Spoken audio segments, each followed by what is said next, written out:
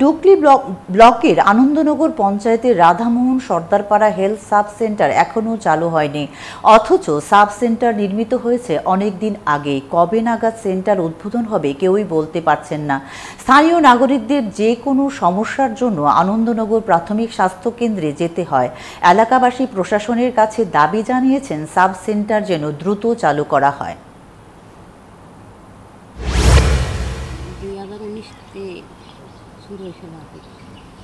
ওই আমরা তো এটা পাইছে দেখিয়া ভালো লাগিয়া পাইব পেয়ে সেটা হয়েছিল, তো ওখানে এটা চালু হইতেছে না, দেখি আমরা অসুবিধার আমরা কিছু হইলে এখানতে চালু হইলে তো এখানে ওষুধ টষুধ লইতে আসতে হইলে ওখানে কোনো একটা গেলে ওই আনন্দনগর হসপিটালে যাওয়া লাগে দূরে, লেগে আমার অসুবিধা হয়।